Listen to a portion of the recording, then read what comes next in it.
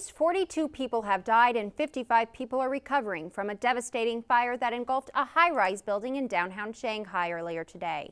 It took firefighters 4.5 hours to extinguish the blaze. Smoke billowing from the building could be seen from several miles away. The 28-story building is located in one of the most highly populated areas in the city and was reportedly an apartment block for teachers, according to the official news agency.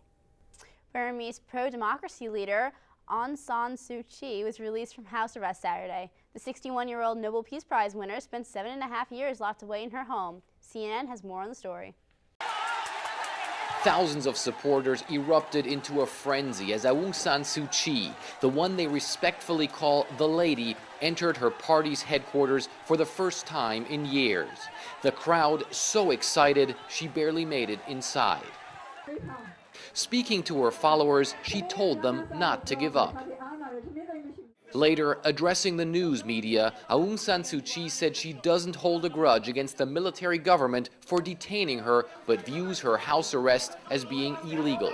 I don't think that any country can survive as a prosperous and dignified nation unless there is rule of law. The people cannot have security unless there is rule of law. So for that, I shall always struggle. And I believe to this day that my detention and the detention of those many prisoners who are not in accordance with the norms of justice. A seemingly joyful Aung San Suu Kyi demanded freedom of speech and a move to democracy in this country, which for decades has been ruled by a repressive military junta. But she also stressed the need for dialogue. I am for national reconciliation. I am for dialogue. And whatever authority I have, I would like to use towards that end. And I hope that the people will support me. Responding to a question from CNN, she acknowledged the opposition in Myanmar has been weakened by years of attrition at the hands of the generals. How are you going to make a difference now, especially after these elections where your party couldn't take part, where now your party has effectively, at least in the political process, been dissolved? How much influence, how much power do you still have to change anything here? Are they trying to sideline you at this point in time?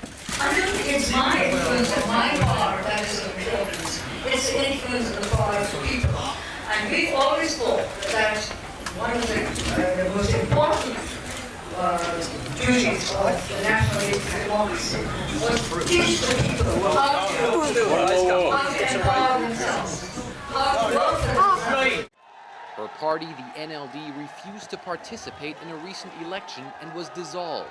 However, those close to Aung San Suu Kyi say they expect her to take the reins of the organization and possibly revitalize the opposition in Myanmar. She is the leader, and she got the courage and she got the wisdom and everything, see, everything. So it is very important for us to have such a leader back. A leader who has been clearly missed by her supporters and whose influence could still be strongly felt despite her years in detention. The Obama administration is set to end the combat mission in Afghanistan by 2014. The president's four-year strategy will be presented at a NATO summit later this week. Under the plan, U.S. military security duties in select areas of Afghanistan will be transferred to Afghan forces over the next 18 to 24 months. President Obama's plan is similar to the strategy shift President George W. Bush used in Iraq in 2007. Haiti's government says the cholera epidemic death toll reached more than 900 on Saturday. The disease has spread to 6 of Haiti's provinces, but doctors say the disease has not peaked. United Nations health officials say the disease will likely worsen and break out into other parts of the country. More than 14,600 people in Haiti were hospitalized with cholera symptoms. President Obama is back from his 10-day tour in Asia, where he toured 4 nations. He landed at Andrews Air Force Base on Sunday afternoon. This is the longest foreign trip that the president has taken. President Obama visited India, Indonesia, South Korea, and Japan. While in Japan, he assured the Russian president that he would get the Senate to ratify a new nuclear weapon pact between the countries. Congress is back for a lame duck session today. Democrats remain in power in the House for the next 7 weeks, with Republicans set to take control in January. Political analysts don't expect that much will be accomplished during the session.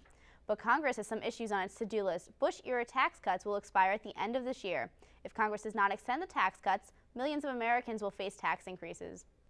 Virginia has a new official license plate. In addition to the state's current plates, residents fed up with the federal government will be able to buy a Tea Party-created license plate with the famous quote, "Don't tread on me." Plates need 350 prepaid applications to be established at the Virginia Department of Motor Vehicles. The plates are expected to cost between $10 and $20 a year. Coming up after the break, the American University men's basketball team opens up their season. We'll show you how the Eagles did in their first game. A full report straight ahead. And the biggest names in tennis are hitting the courts in Bender Arena for a charity tonight. More on the star-studded event after the break.